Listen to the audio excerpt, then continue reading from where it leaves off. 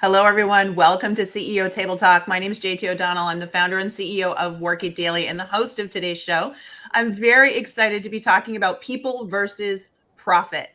What's the number one skill that CEOs lack in the purpose-driven economy? So just to set you up for today, I'm going to be talking to three amazing Vistage chairs. These are coaches of CEOs across the country, and they're going to be discussing this problem. It's something that we talked about in advance because it's really a difficult time right now. Post-pandemic, the needs and wants of employees have shifted. It's changing leadership styles, and not everybody's fully equipped to deal with this. So let's get right into it. Let me bring them up to the stage. Hello, Kirsten. Hello, Mark. Hello, Mike. Great to have you here. So, Kirsten, ladies first. I'm going to pick on you first. Let's talk about this. What's your thoughts on this? What's driving it and what people should be thinking about? Yes, happy to be here. I would ask leaders to rethink the question of people versus profit. I believe that placing them at odds is actually a detriment to leadership and to our business success in this purpose-driven economy that we have. People are our profit. It is only through our people that we are going to get led out of a complex situation. It's only through our people that we're going to find a better way of doing something. And let's be honest, it's only people that are going to show up at your funeral. Pitting profit against people places leaders in the position of having to choose. It's a false dichotomy. We're saying, what should I do here? Pick people or pick the bottom line. I would suggest leaders are asking instead, what could I do here? What could I do that both values the people and doesn't place the business at risk? What could I do here that will leverage my people for the sake of the bottom line? What could I do here to turn two choices into 3 or 4 or 5 choices? My viewpoint is that thinking about people and profit as connected and not in competition opens up more possibilities for leaders. Oh my gosh. I love that you called it a false dichotomy. Fantastic, because you hear this people versus profit comment all the time. Yeah. So rethinking that, especially now, I think we're being forced to rethink it. I love that. Mark, let me jump to you. On this. You said it all. She said it all. Aren't we done? That's all we need to be said. Yeah, right. Mic drop. I totally agree. Any question, please. Mark, though, you can find something, right? We got another 25 minutes, my friend. No, yeah, there is much to say about the topic, and like Mike, I absolutely agree with what Kirsten said. This is not a dichotomy. This is people and profit. And as you've heard, over the months, I am an absolute back to basics kind of guy. Live your core values, treat your employees with love and respect, deliver a good product or service at a fair price, be a bit better than competition, and presto magic, you'll have a great business. And what I love about this month's topic is part of the subtitle where it talks about the purpose-driven economy.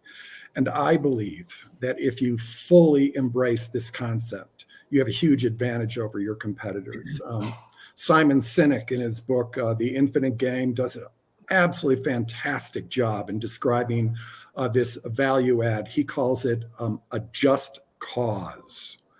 The first time I saw a just cause was with Tom's shoes. And if you haven't heard about them, they give away a pair of shoes to the underserved community for every one that you buy. And it's such a great concept. It is the epitome of a purpose-driven economy. Customers didn't stay away. They came. Applications to work at Tom's soared. We spend more and we work harder for a just cause. So if CEOs can just get past this fear, and it's a widespread fear, lean into purpose-driven economy, lean into just cause, be a trendsetter. Because no matter what your company does, no matter what your dream of the company you will build does, use purpose-driven economy, use just cause, use your people, and soar. Mark, I love that you say that, because I remember when I was first graduating many moons ago, and they said, well, you can either go into for-profit or nonprofit. And you fast forward to today and you realize in a purpose-driven economy, you can be for-profit and do good in the world, right? To serve the way nonprofits serve. But like you said, there's a lot of people stuck in the old ways there. They've got to change their thinking. Great stuff. Mike, what do you think about this? Well, we're very blessed that Harvard Business Review put an article about this yesterday. I can send it to you all. And it said that the early results, because it's still early in terms of this transition from command and control, or if you're a servant led, to this new purpose-driven concept, that companies that drive towards this get 12.5% higher EBITDA over a 5-year period of time is the early results on this. So clearly, if you're looking for a cause or a reason financially, if that's who you're driven by profit, I think there you go. The second thing is, if you think about anybody on the call here, I wonder how many times they've gone to their employees, because I know everyone's stressed and overworked, and they asked a simple question, hey, what can I do to help you today? You get inundated with 47 things, and you're so stressed yourself with trying to deal with this person asking you all this stuff. Whereas if you had a clear purpose in your company, you could ask the question very differently. You would say, given our purpose, what do you need to be successful in accomplishing our goal? Yeah. What help you need to get it done, and in what timeline? Mm-hmm. Same kind of question, but very, very successful as it relates to trying to get your company heading in the right direction. So I think it's just really clear the data is just new at this, but it's clear the data is saying this is really beneficial. But more importantly, the generations that are coming up and the expectations of employees going forward are going to require this. So I think it's worth spending the time and energy to understand what in the hell is your purpose as a company. Think of it like you're bowling and you don't want to be hitting balls in the gutter. So you put little guardrails up in there. So every time a decision has to get made, back to what Kirsten said, or Mark, I forget, you know what decision to make because you've got a purpose to what you're doing, and your employees know what to make, and you can start to move faster and more efficiently as an organization to get where you want to go from a profit standpoint. Yeah.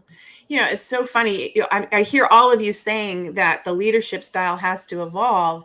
For years, the leadership was about, making profit, and they enjoyed that game, right? They enjoyed the competitive nature of that game, and it was very rewarding to them. But now I feel like a lot of them are saying, like, a switch is flipped. All of a sudden, we have to become these new types of leaders. And, one of the questions coming up today is from Michael. He said, what are some of the common obstacles that CEOs face when transitioning to a purpose-driven approach, and how can they overcome them? Because I do think that is the problem right now. And the three of you are coaching CEOs all over the country. I'm sure you're seeing this. Kirsten, let's start with you. What do you think? Thank you. It's a great question. What obstacles do they come up with when faced with a purpose-driven economy and shifting their leadership style to that? And one might be deciding the differences between what you do in your company from why you do it in your company. Those can be two very different answers. The what you do, the services you provide, the widgets you make, that's how you live out your purpose and your mission. But your purpose and your mission are different from the thing that you do. The purpose is your impact to your customers or your impact to your market, the why you got into business. And if that is clear, the what you do might actually change given the context or the conditions in your overall environment. But what doesn't change is that why, that purpose. That's that North Star for any given leader. And when that's sort of wishy-washy, that haze in the pulpit is a fog in the pew, and that goes down to all employees. And so they're wondering, well, why am I here? Am I just a cog in the big machine, or am I really making a difference here at this job? Am I going to have a future here in making this difference? And leaders really need to answer that question. I love it. I think you're right. Every single employee out there right now wants to make impact. I'd love to. Yeah, Mark, dive in. I want to really add to this. The obstacle is almost always fear. And this is new to have a purpose-driven company. But it's an add-on, it's a value add. And I love that Mike started with a Harvard Business Review article. When you're afraid, learn. And there's so much data out there that says, if you want to get the best employees, you want to attract customers to your company, do something special. Do it for the world. And if Harvard Business Review says the data is there, then get past your fear and dive in the pool. I love that. Well, Mike? it's encouraging you. It's telling you, hey, you'll be rewarded on the back end. Right? Yeah. Those that went before you are telling you this is going to work for you. I can't move past this fog in the pew. Is that what you said? Yes. Jesus, I love that. You got to keep them coming. You got to write these down. This is good. All right. I think the question has multi dimensions depending on where you sit in an organization. But if we're talking about a business owner who has an established business, the one thing I would say is every one of them started the business for a reason. Mm-hmm. And I always ask people when I work with them, I said, tell me your story. And when they get to the story, there was always a purpose why they started the company. And it gets lost over time, but we all know that trees look beautiful on the top, but if you don't get to the roots and take care of the roots, the tree will deteriorate over time, and you blame a whole bunch of other things. So I would just say if you're a business owner or you're leading a team, just ask yourself, what did I start this thing for? Why did I get involved here? What was my purpose when I started it? And just go back to that. And I think you'll be able to find that this purpose-driven idea isn't as scary and as difficult as you think. And it's not turning a switch. It's not saying I'm going to go from this to that. It's just an evolution of what you're thinking about. Once you have that purpose in your mind, then I would just pressure test it against your employees, your suppliers, your community. And I think you're going to find, my experience of this is you're going to find a lot of people that interact with you personally or your business have a very, very good idea about why they love working there, doing business with you. And your purpose will evolve out of those conversations. I love it. I love it. Folks, just a reminder, we are talking to three amazing CEO coaches. They're all Vistage chairs. They coach CEOs across the country and business owners. Please make sure that you follow them on LinkedIn. Better yet, go and find them and connect with them and tell them that you saw them here on CEO Table Talk. We're talking about people versus profit and how that is shifting due to the purpose-driven economy. You know, Michael's got a follow-up question here that I love, and I think all of you hit on it. You talked about fear, right? This idea of CEOs really being fearful. Let's talk about transparency, because I think that's one of the things that CEO fears, you know, like vulnerability and how much is too much and what should we be telling everyone? What are your thoughts on how that factors in, and what are some things that you've been suggesting your CEOs do so that they can be more transparent as a way to build that trust? Mm-hmm. Mark, I'll pick on you. Let's go with you first. Great. As I built my company, I had this sense that I wanted to be an employee-owned company. And I hired a vice president who demanded that. And he put me into a massive educational process. And to have an employee-owned company, you have to do open book management. So you must share the financials. And of course, therefore, you must share your profit. And I'd been to many conferences, and I still didn't have the courage to do it. And I was at one conference, and I talked to one of the keynote speakers, and she had taken her company to employee-owned and public open book management. And I said, aren't you afraid that they know how much money you make or how much profit the company makes? And she turned to her CFO and said, hey, do they know that? And the CFO nodded and said, yeah, they know it. And it was the casualness of that said to me that transparency is always the right answer. If you hide something, including profit, from your employees, they're going to make up stories, and that made up story is going to be a lot worse than the reality. Oh, I love that. So what you should fear more is the things that they could assume or misassume. Correct. Based on the lack of transparency. Amazing. Mike, I can see you want to jump in.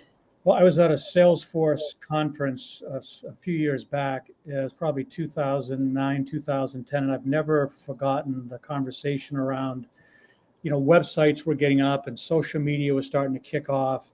And Michael Dell was up there, and, you know, a lot of the key folks during that time on technology. And one of the CEOs in the audience, when they were talking about, well, you need to get a Facebook site up there, you need to have your consumers chatting with you and blah, blah, blah. And the CEO raised his hand and said, there's no way I want that kind of transparency. I don't want people who are buyers of our product to be talking about us, because what if they say something negative? It's going to crush my company. And it was Michael Dell, I believe, of all the people up on the stage. He just said, well, would you rather not know what people are thinking about you and make decisions, or would you rather know what they're thinking about so that you can make the right decisions going forward? And he said, I guarantee you that 90% of the people that are engaged in your brand, in your business on social media are there because they love the company and love your products. And if something negative does pop up, they're the ones that will come over the top and correct the person who's being negative. And I thought it was interesting. I came back to Yankee Candle, and we had a retail business and a wholesale business, and we had about 1 million people on our social media, on our Facebook site, and we made a very difficult decision, changed our distribution strategy, and we were going to go from a public company to a private one. And some noise on social media came up around that whole decision and started getting negative. But soon enough, just like Michael Dell has said, the fans came on top and said, hey, this makes a lot of sense, doesn't change the purpose of the company, doesn't change their product strategy. So I think that transparency actually plays an advantage. So then you really know what's going on within your organization, so you can make the necessary adjustments accordingly. I love it. Great feedback. Kirsten, what do you think? Excellent. I would piggyback on that. As a leader, this is about maturity. You have to be more concerned that you don't know about a blind spot than that you have a blind spot. And so you want that transparency, because if you're afraid to share something, it's because you know something's not right. Something's underdeveloped. We can't share our profits because, we are not using them wisely, or we can't share the comp structure because we know it's not fully developed. Well, then you have to fully develop it before you share it, right?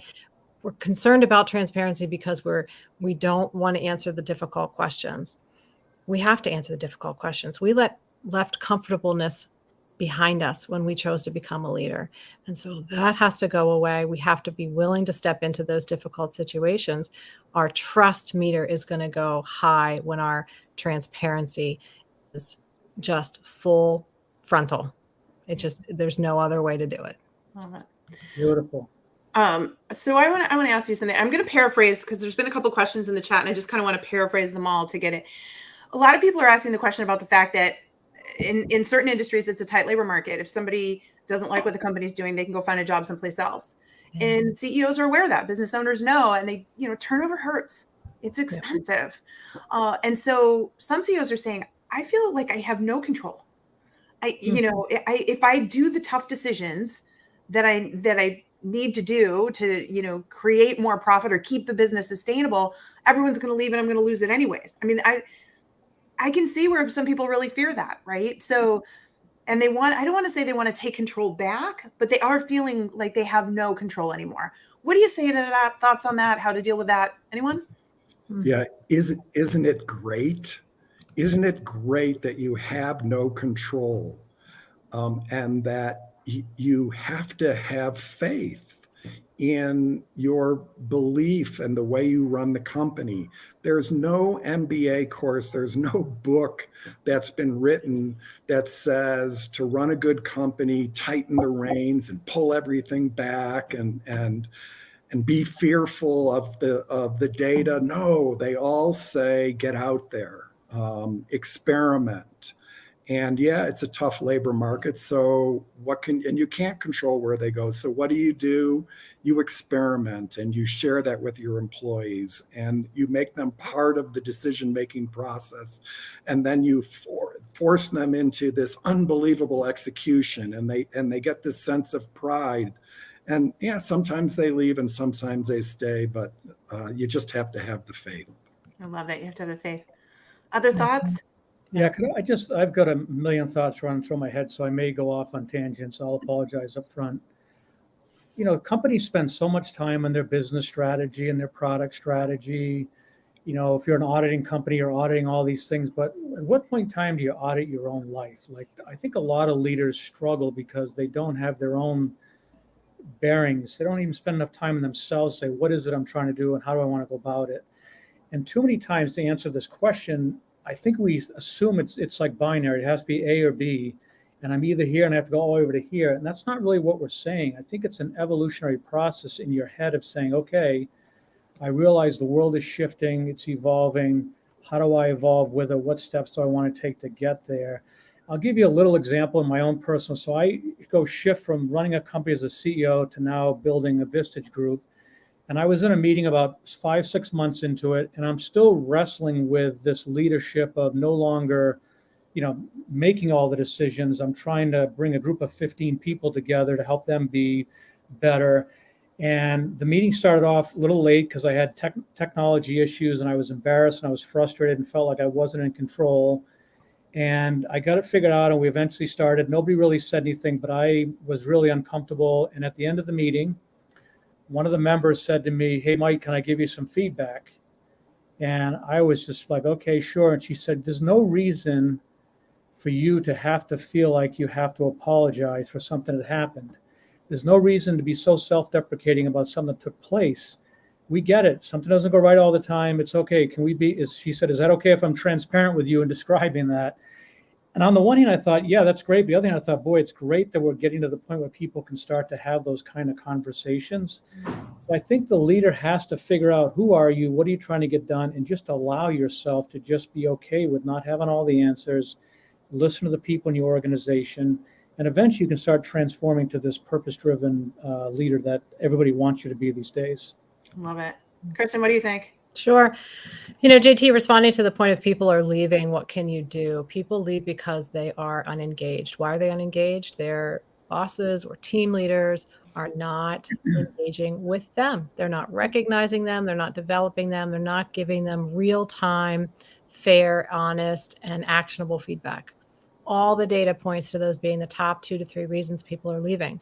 So how, as a leader, are you equipping your managers to lead in this new purpose-driven environment and context and world? So we're talked about how the CEO is responding to this. Well, you've got, depending on the size of your organization, a slew of managers and middle level leaders that are also struggling. And how are you equipping them to keep all of those people that you want from leaving your company? They need a whole new set of skills in engaging employees, how to adequately provide them the rewards and reinforcements and incentives, how to connect their daily activities and accomplishments to that purpose, drawing that line of sight. That's not been asked of those leaders in the past. How are you equipping those leaders and managers so that your people stay? So true. Folks, just a reminder, I'm talking to 3 amazing Vistage chairs, which means they coach CEOs across the country. We're talking about people versus profit. Some amazing feedback here today. So Isaac has brought up something. Again, lots of people commenting, asking questions. Keep them coming, folks. I think Isaac's I want to hit on, which is, apart from the profit issue, I think some CEOs sometimes find it hard to get their employees to buy into the vision of the company. And you've all brought that up about going back to the reason that you started the company. What's your vision?